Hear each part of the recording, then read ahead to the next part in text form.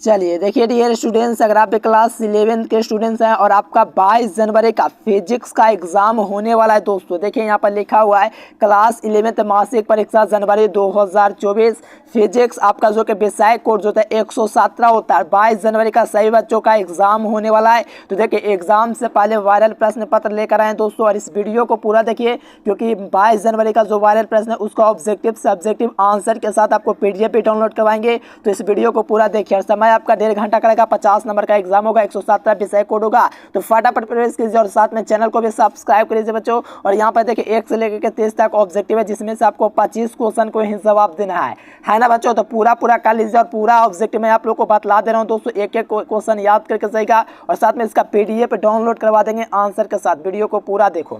चलो पहला क्वेश्चन रहने वाला कि 20 सेंटीमीटर फोकस जो है उत्तल लेंस की क्षमता क्या हो सकेगी। तो देखो 20 सेंटीमीटर का जो दोस्तों फोकस जो होता है उसका 5 डायोप्टर होता है, क्योंकि इसका 200 मीटर से सेंटीमीटर में किस जगह तो आपका क्या होगा 5 डायोप्टर रहेगा। फर्स्ट का D नंबर होगा। देखो सेकंड नंबर क्वेश्चन है बच्चों कि प्रकाश का पुनःआंतरिक परिवर्तन संभव नहीं है जब प्रकाश किरण अपवर्तित होता है। देखो प्रकाश का टोटल इंटरनल रिफ्लेक्शन दोस्तों पॉसिबल नहीं है जब कांच से वायु में जाता है, ठीक ना, यानी कि सेकंड का D आप लोगों को लगा देना है। चलिए आइए बच्चों 3 नंबर क्वेश्चन देखो, कहा जा रहा है कि प्रिज्म द्वारा दोस्तों प्रकाश के 7 रंगों में टूटने की क्रिया को क्या कहते हैं। तो प्रकाश के 7 रंगों में विभाक्त होने की प्रक्रिया को हम लोग कहते हैं बाण विक्षेपण, ठीक ना बच्चों, क्या कहते हैं बाण विक्षेपण। ध्यान रखना 3 नंबर क्वेश्चन का C हो जाएगा। चलिए 4 नंबर क्वेश्चन ये बच्चों, कहा जा रहा है कि आकाश का रंग नीला दिखने का कारण क्या है। देखो आकाश का जो रंग है दोस्तों वो आपका किस कारण से नीला दिखाई देता है। तो याद रखना प्रकाश का प्रकीर्णन जो होता है दोस्तों इसी के कारण जो आकाश का जो रंग है दोस्तों वो आपका नीला दिखाई देता है, इसीलिए सही जवाब जो होगा वो आपका C नंबर होगा। चलिए यहाँ पर 5 नंबर कहा जा रहा है बच्चों की निम्नलिखित में से कौन सी परिघटना प्रकाश के क्वांटम का सिद्धांत का समर्थन करती है। यानी कि कौन सा क्वांटम है दोस्तों जो कि प्रकाश के समर्थन दोस्तों करते हैं, प्रकाश क्वांटम का समर्थन करती है। तो आपका प्रकाश विद्युत प्रभाव है, फोटो इलेक्ट्रिक डिफेक्ट है। तो इसको आवाज से याद कर लो, जितना भी क्वेश्चन करवा रहा हूँ पूरा वायरल क्वेश्चन है, साथ में इसका ऑब्जेक्टिव सब्जेक्टिव आंसर के साथ डाउनलोड भी करवा देंगे।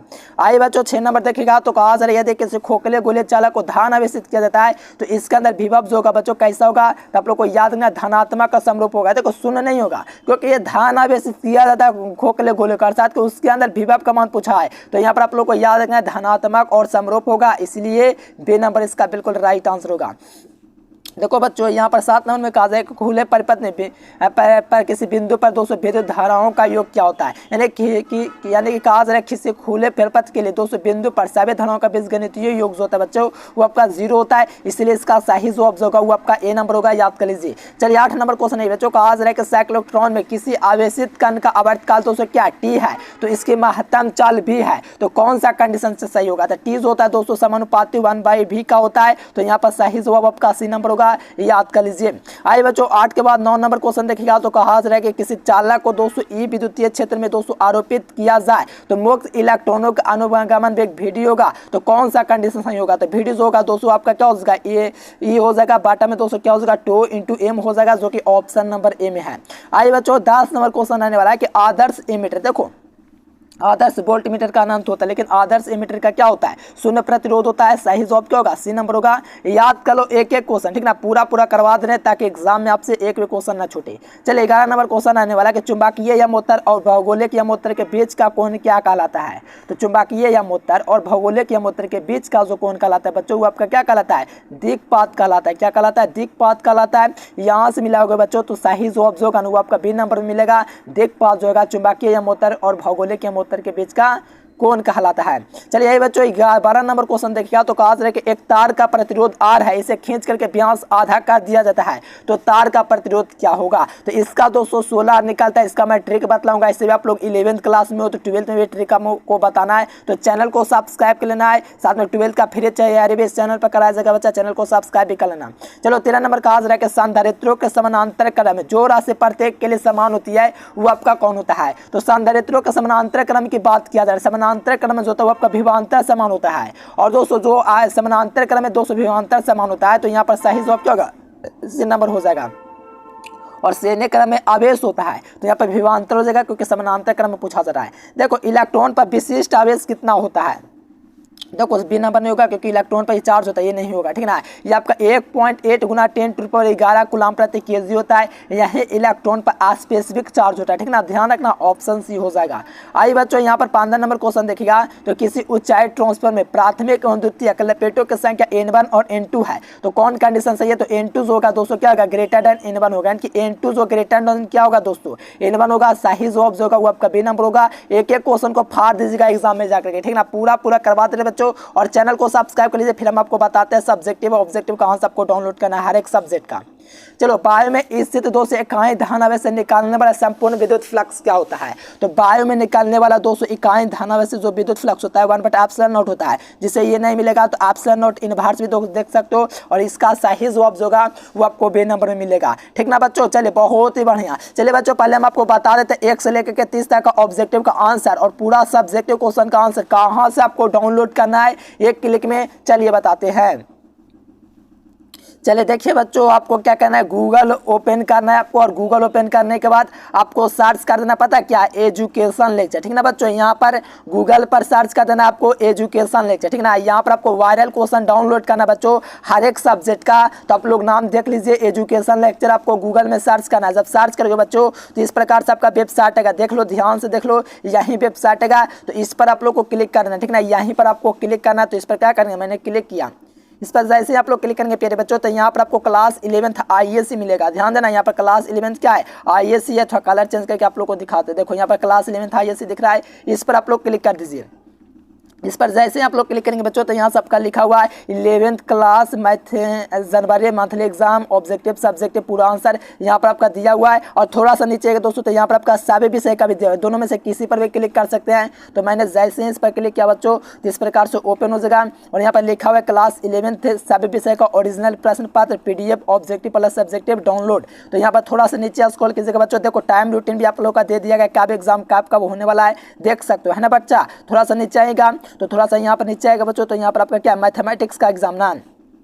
तो देखो यहाँ पर 7 सब्जेक्ट का दिया गया है, फिजिक्स का दिया गया, केमिस्ट्री का दिया गया, मैथ का दिया गया, बायोलॉजी का दिया गया, इंग्लिश का दिया गया, हिंदी का दिया गया है। तो आप लोग को जो डाउनलोड करना है वो कर सकते हैं। तो हम लोग को डाउनलोड करना है मैथ का, तो डाउनलोड पर क्लिक करेंगे। देखिए मैथ पर जैसे आप लोग क्लिक करेंगे बच्चों तो यहाँ पर आपका क्या मिल जाएगा, क्लास देखिए गणित लिखा हुआ ओरिजिनल प्रश्न पत्र, और यहाँ पर देख सकते हो जनवरी मासिक परीक्षा, ठीक ना, PDF ऑब्जेक्टिव सब्जेक्टिव। तो यहाँ पर थोड़ा सा नीचे स्क्रॉल कीजिएगा तो गणित में नंबर 99 नंबर कैसे लाए ये भी आप लोग का टिक दिया गया है। और साथ में देखो ऑब्जेक्टिव का आंसर अभी जाकर के अपडेट करूँगा। देखो बच्चों इस वेबसाइट पर आप लोग नाम याद कर लो, एजुकेशन लेक्चर हर महीने आना है। यहाँ पर आपको क्या है, एग्जाम से पहले आंसर अपडेट करते हैं, अभी जाकर के अपडेट कर देते हैं। आप लोग आकर के बार बार चेक करते रहिए, गूगल पर सर्च कीजिएगा एजुकेशन लेक्चर, बार बार चेक करते रहना। और सब्जेक्टिव क्वेश्चन है दोस्तों सॉल्यूशन के साथ यहाँ पर अभी जाकर के लगा देते हैं, देख सकते हो। कमिंग से 2 मिनट वेट कीजिएगा तो मैं तुरंत यहाँ पर लगा देता हूँ दोस्तों। तो आप लोग जाकर के चेक कीजिए, क्योंकि इसी वेबसाइट से हर महीने एग्जाम होगा आपका, बहुत एग्जाम भी होना है, वार्षिक भी होना है, तो सब यहीं से आपको बताया जाएगा बच्चों। और यहाँ पर क्विज का भी लिंक है, तो आइए फटाफट गूगल पर सर्च कीजिए एजुकेशन लेक्चर और यहाँ से डाउनलोड कीजिए। चलिए बच्चों 7 नंबर में कहा जा रहा है कि 64 समरूप बूंद जिसके प्रत्येक की धरती 5 माइक्रोफैराड है बेल करके बड़ा बूंद बनाती है। तो ये जो है दोस्तों 20 माइक्रोफैराड बनाएगा, क्या बात है, बनाएगा 20 माइक्रोफैराड बनाएगा। तो यहाँ पर सही जवाब जो होगा बच्चा पार्टी आपका D नंबर होगा, याद कर लीजिए। चलो 18 नंबर क्वेश्चन देखिए, छोड़ देना इस क्वेश्चन को, मेरे को लगता है कि इसका सी होना चाहिए, लेकिन मैं इसको छोड़ दे रहा हूँ, ठीक ना। सॉल्यूशन किया था। चलिए यहाँ पर चुंबकीय क्षेत्र में द्वारा विक्षेपित नहीं होता है। तो देखो चुंबकीय क्षेत्र के द्वारा कौन विक्षेपित नहीं होता है, तो गामा किरण जो होता है आपका चुंबकीय क्षेत्र के द्वारा विक्षेपित नहीं होता है, ठीक ना बच्चों, जरूर याद रखना। आज जो बच्चों नेक्स्ट क्वेश्चन की ओर, चौक कुंडली का शक्ति गुणांक क्या होता है? तो चौक कुंडली का शक्ति गुणांक जो होता है आपका क्या, सॉरी 0 होता है। चौक कुंडली का शक्ति गुणांक क्या होता है, 0 होता है। सही जवाब जो देगा आपका C नंबर हो जाएगा, चौक कुंडली का शक्ति गुणांक क्या हो जाएगा, 0 हो जाएगा। देखो बायोसवर्त का नियम क्या है, तो आपको पता होगा μ0/4 पाई IDL sin थीटा r बटा में RQ। यहाँ पर सही जवाब A नंबर होगा। देखो निकेल है 222 नंबर क्वेश्चन में कि निकेल क्या, तो निकेल क्या है, एक लौह चुंबकीय पदार्थ है, ठीक ना बच्चों। यहाँ पर क्या निकेल क्या है, लौह चुंबकीय पदार्थ है। सही जवाब आपका C नंबर होगा, हर हाल में याद कर लीजिए। चलिए 23 नंबर क्वेश्चन है बच्चों कि एक ओवैल्यूतल लेंस के दोस्तों प्रत्येक की त्रिज्या क्या है, 20 सेंटीमीटर। लेंस की दोस्तों पदार्थ का अपवर्तनांक 1.5 है। तो यहाँ पर आपको दोस्तों अपवर्तनांक पूछा गया, ठीक ना बच्चों। तो यहाँ पर मैंने किया था 20 सेंटीमीटर है, ये सब का लेना बच्चों। इसका साइन इनवर्स कितना हो जाएगा, 8/3 हो जाएगा। देखो ये सब सॉल्यूशन किया बच्चा, बारीकी से किया मैंने, ठीक ना। और ये सब क्लास में समझाएंगे कैसे हुआ। तो आप लोग चैनल को भी सब्सक्राइब कीजिए, क्योंकि आपका एग्जाम चल रहा है, सीधे आपको आंसर बता दें ताकि आपको टाइम न ज़्यादा लगे। चलो, रचनात्मक व्यक्तिकरण के लिए किसी बिंदु पर पहुँचते हुए दो बिंदुओं के बीच का जो कालांतर होता है वो आपका जीरो होता है। क्या होता है बच्चा पार्टी? जीरो होता है, ध्यान रखना, ठीक ना, क्या होता है? जीरो।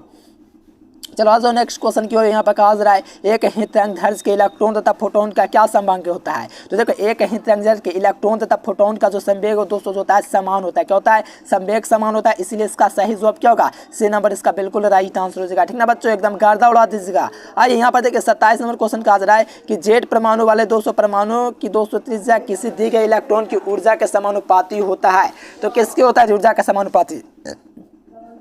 चलिए, बहुत बने बच्चों, ये आपका जेड स्क्वायर का समानुपाती होता है, इसीलिए इसका सही जवाब होगा वो आपका ए नंबर हो जाएगा। आइए बच्चों, यहाँ पर 28 नंबर कहा जाए कि पी प्रकार के अर्धचालक में अशुद्धि के रूप में कौन सा तत्व होता है? देखिए, पी प्रकार का जो अर्धचालक होता है दोस्तों, इसमें अशुद्धि के रूप में जो रहता है वो आपका बोरॉन रहता है। कौन रहता है बच्चा? बोरॉन रहता है, इसीलिए इसका राइट आंसर ए नंबर हो जाएगा, याद कर लीजिए।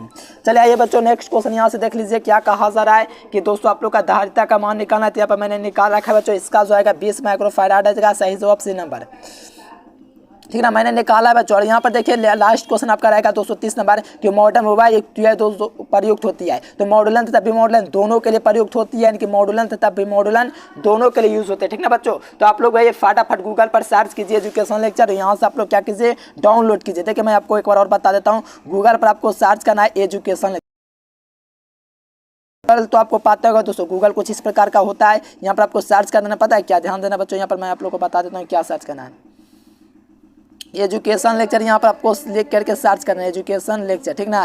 ये जब आप लोग सर्च करोगे बच्चा पढ़े तो इस प्रकार से आपका वेबसाइट आएगा, ध्यान देना, ये वेबसाइट आएगा। तो इसी वेबसाइट से आप लोग को जा करके डाउनलोड करना है। फटाफट आप लोग भी जाइए गूगल पर सर्च कीजिए एजुकेशन लेक्चर और डाउनलोड कर लीजिए। आज के लिए फिलहाल इतना ही। थैंक्स फॉर वॉचिंग, चैनल को सब्सक्राइब जरूर से